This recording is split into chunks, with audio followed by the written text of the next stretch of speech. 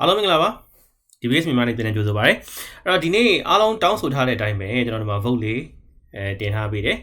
အဲ့တော့YouTube ကနေပြီးတော့မြန်မာနိုင်ငံမှာဘယ်လိုပတ်စံရှာမလဲဘာတွေသိဖို့လိုတယ်လဲဆိုတာကိုအပြည့်အစုံဖြစ်အောင်ကျွန်တော်ဒီဗီဒီယိုမှာရှင်းပြပေးပါမယ်အဲ့တော့မြန်မာနိုင်ငံမှာ YouTube လုပ်မယ်ဆိုရင်ဒီဗီဒီယိုကိုကြည့်ပြအောင်ကြည့်ပါ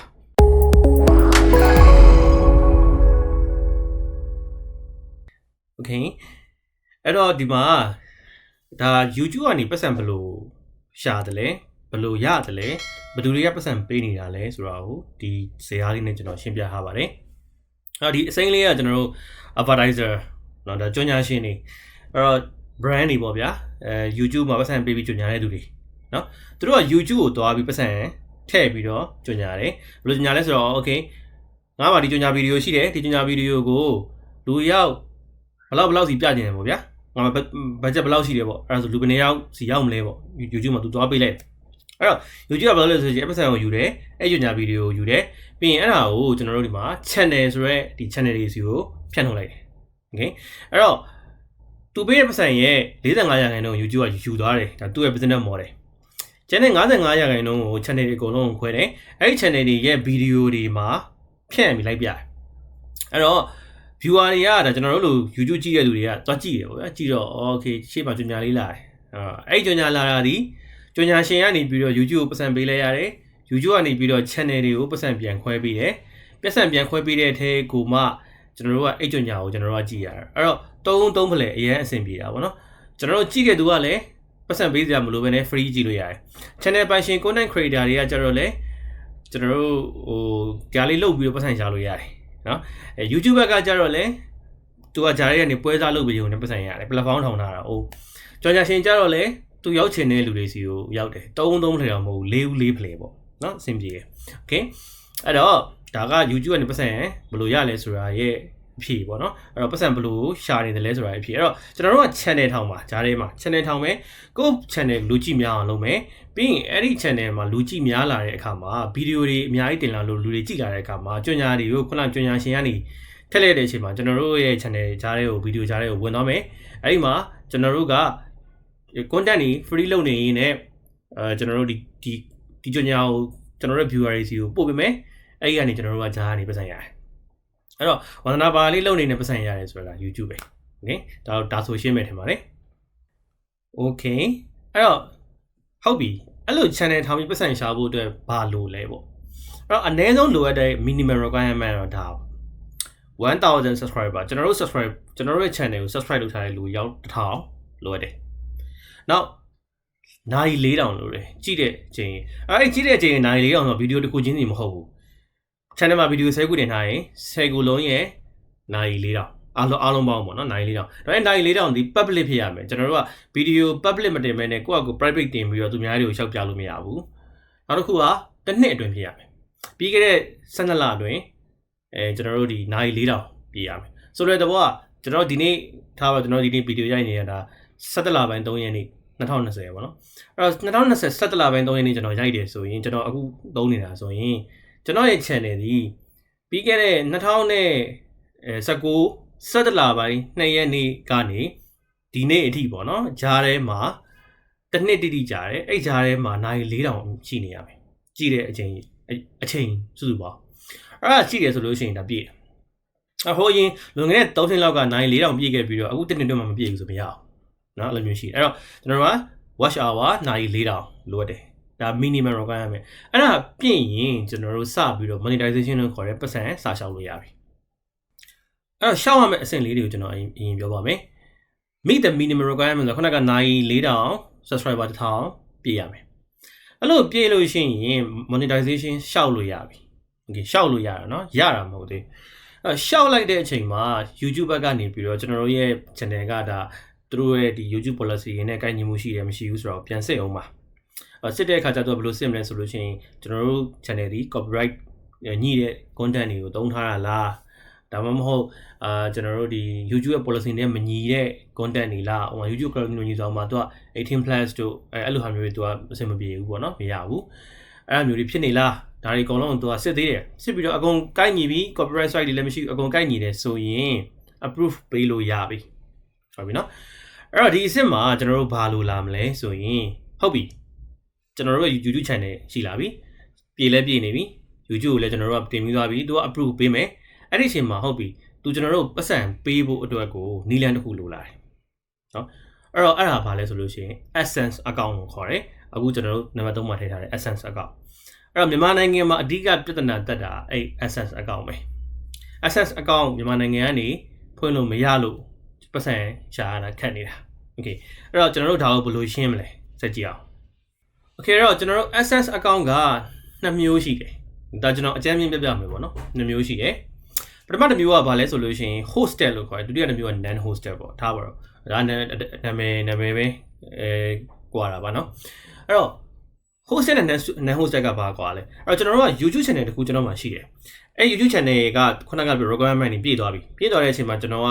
YouTube ကိုငါပတ်စံရှာခြင်းပါတယ်ကွာဆိုရှောက်လိုက်တယ် YouTube ကကျွန်တော်တို့ကိုခုနက okay မင်းကိုရှာမင်းရဲ့ channel ကကိုက်ညီမှုရှိတယ်ငါပေးမယ်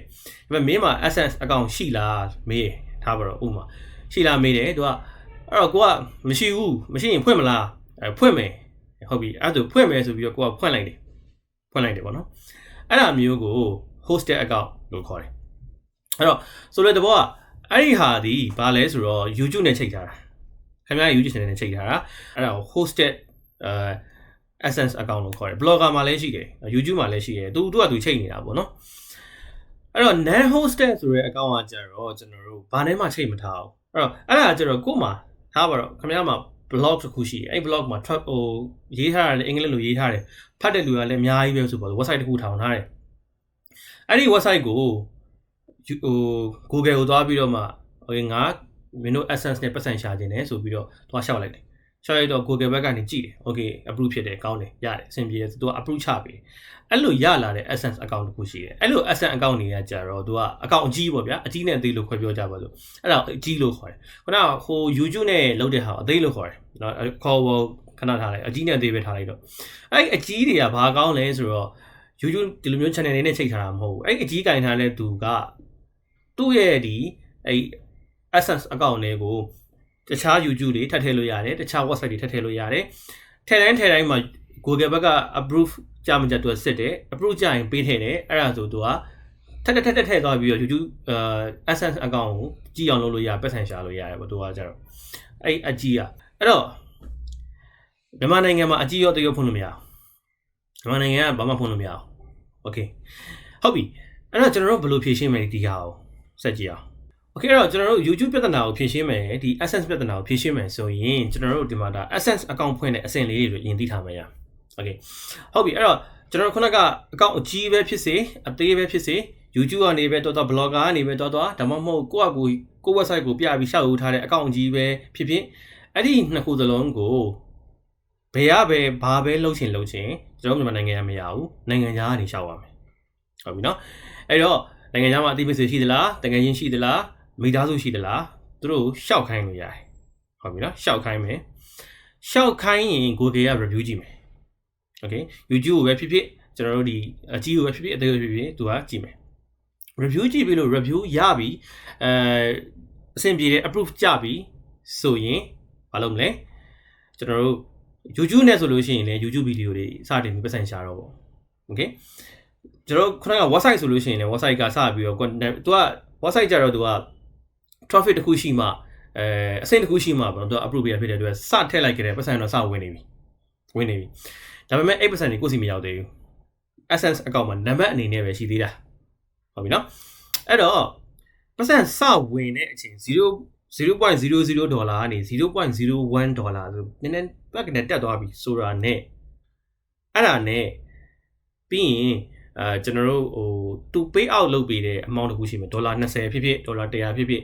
pay out amount ဆိုတာဒေါ်လာ20ဆိုတာ20ပြည့်မှထုတ်လို့ရမှာပေါ့ဗျာ100ဆို100ပြည့်မှထုတ်လို့ရမှာပေါ့အဲ့ amount တခုရှိတယ်အဲ့ဒီ amount နဲ့ခုနကပတ်စံ0ကနေစတက်သွားတဲ့ amount နဲ့ဂျားတဲ့အချိန်လေးရှိတယ်အဲ့ဒီအချိန်မှာကျွန်တော်တို့ဘာလုပ်ရမလဲဆိုရင်လိပ်စာထည့်ရမယ်ကျွန်တော်တို့ AdSense account က approve ကရရုံပဲရှိသေးတယ်တကယ်ပတ်စံထုတ်လို့မရသေးဘူးโอเคလိပ်စာထည့်ရမယ်လိပ်စာထည့်တယ်ဆိုတာဘာလဲဆိုလို့ရှိရင်မြန်မာနိုင်ငံလိပ်စာမရအောင်နိုင်ငံခြားလိပ်စာတခုအဲ့ဒီလိပ်စာကိုအဲ့ခုနက AdSense account မှာထည့်ရမှာ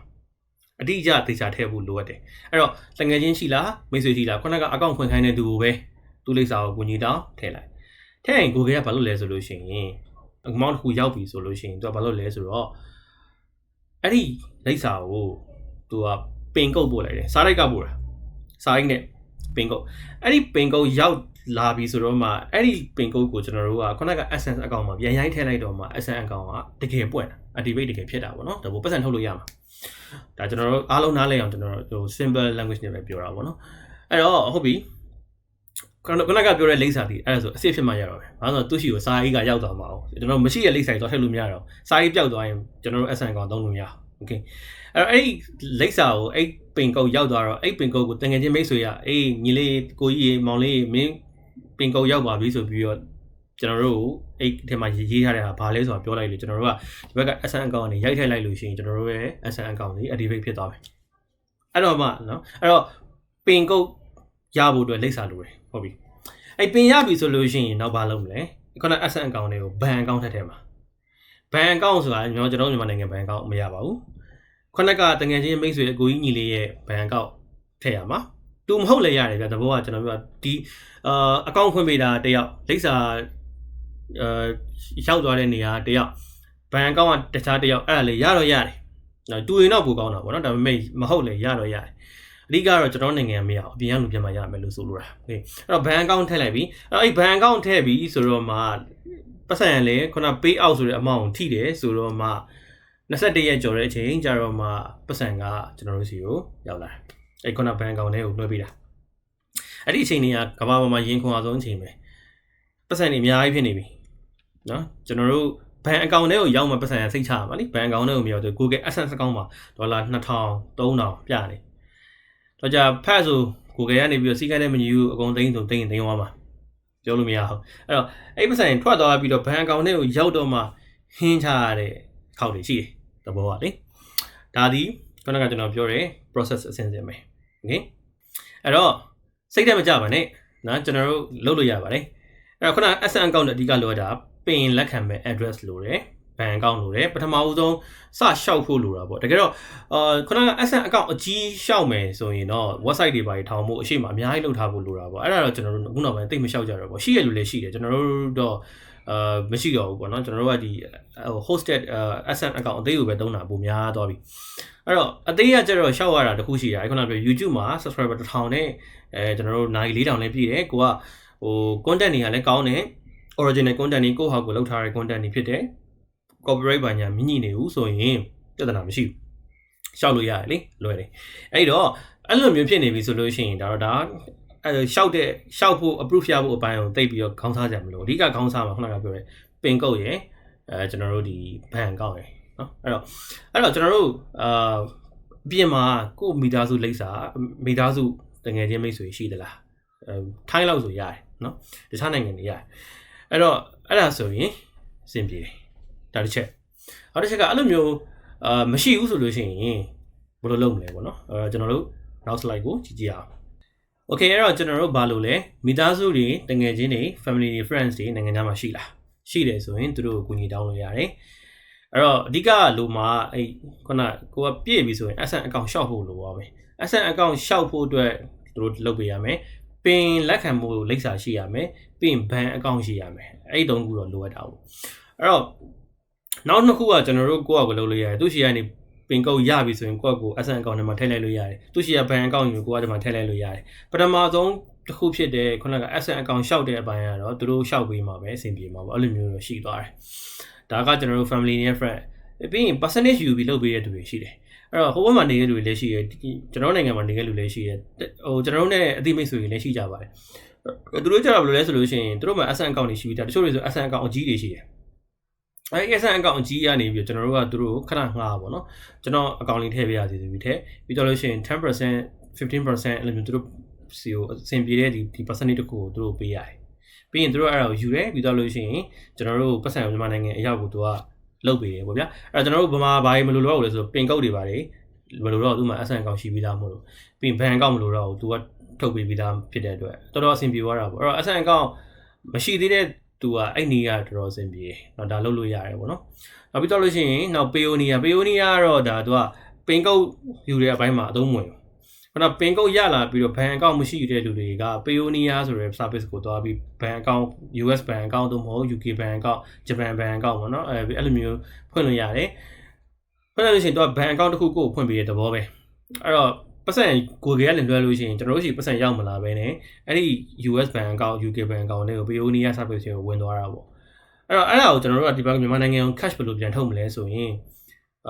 ကျွန်တော်တို့နီလန်2ခုလောက်ရှိတယ်တစ်ခုကကျွန်တော်တို့Payoneer Master Card ကိုသုံးတာ Payoneer Master Card လေးကျွန်တော်တို့ပြန်ထုတ်ပေးတယ်အဲ့ဒီ Master Card ကိုကျွန်တော်တို့ကplan ယူလိုက်လို့ရှိရင်မြန်မာနိုင်ငံကိုသူကပို့ပေးတယ်ပေါ့ဗျာအဲ့ဒီ card ကိုရပြီဆို ADN နေထုတ်လို့ရတယ် percentage တော့ဖြတ်တယ်ဒါပေမဲ့အခုနောက်ပိုင်းကျွန်တော်ဗာတွေ့လာတယ်ဆိုလို့ရှိရင်အဲ့ Master Card ကဟိုး Payoneer ကနေသူက UK အခြေစိုက်ကို UK ကနေကျွန်တော်တို့နိုင်ငံကိုပို့ရတာဖြစ်တဲ့အတွက်မရောက်ဘူးလိပ်စာမှားပြီးပျောက်သွားတာတို့နောက်ပြီးတော့ပေါ့နော်ရောက်မလာတာတို့ဒါမှမဟုတ် return ပြန်သွားတာတို့အဲ့ဒါတွေခဏခဏဖြစ်ကြတယ်ကျွန်တော်လည်းအခုတကယ်ချင်းမိတ်ဆွေတွေမေးကြည့်တော့ Payoneer Master Card ကဆက်သက်မြင့်ရောက်ဖို့ကကံကောင်းနေပေါ့ဗျာနိုင်ငံသားကနေပစ္စည်းပို့လိုက်တယ်ကျွန်တော်တို့နိုင်ငံရဲ့လိပ်စာအတိအကျကိုရောက်လာပြီးကိုယ့်စီရောက်လာဖို့ကကံကောင်းမှရမလို့ဖြစ်နေတာပေါ့နော်အဲ့တော့အဲ့ဒါတော့နည်းနည်းခက်သွားတဲ့အပိုင်းပေါ့နော်နောက်ဒီနေ့ကတော့ပတ်စံဘလို့မှထုတ်လို့မရရင်တော့ကျွန်တော်တို့လုပ်လို့ရတာတော့ပစ္စည်းဝယ်တာပေါ့ item တစ်ခုကိုဟိုမှာဝယ်တယ်ပြီးရင်အဲ့ item ကိုပို့ခိုင်းတာပေါ့ Amazon တို့ဘာလို့ကနေဝယ်လိုက်ရင်ဒီကိုလာတဲ့ပို့ပေးတာပေါ့တဘောကအဲ့ဒါတော့ပတ်စံတော့ပို့ကုန်တယ်ပြီးတော့တော့အသုံးမလိုတဲ့ပစ္စည်းတွေဝယ်ရတာတော့ဖြစ်နေတာပေါ့ဗျာပတ်စံမသုံးပါဘူးဖြစ်နေတာပေါ့နော်အဲ့ဒါတော့မကောင်းဘူးเนาะဒါ Payoneer ကိုကျွန်တော်ကလောလောဆယ်မှာ less option နေနဲ့ထားတယ်ခုန Master Card ရမှာပဲအဆင်ပြေမှာဖြစ်တဲ့အတွက် online payment ပဲအကုန်ပြန်သုံးမယ်ဆိုတဲ့လူမျိုးကအဆင်ပြေတယ်ခုန Payoneer account နဲ့ရောက်သွားပြီဆိုရင် Payoneer ဘဏ် account နဲ့သုံးပြီးတော့မှတခြားနေရာတွေမှာပြန်ပေးလို့ရမယ်ဆိုရင်အဆင်ပြေတယ်လေเนาะအဲ့တော့အဲ့ဒါကျွန်တော် less option ထားတယ်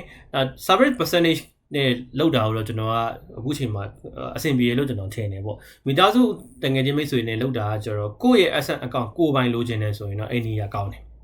เนาะကျွန်တော်တို့မှလည်းကိုယ့်အကူဖွင့်ထားတဲ့ account တွေရှိပါတယ်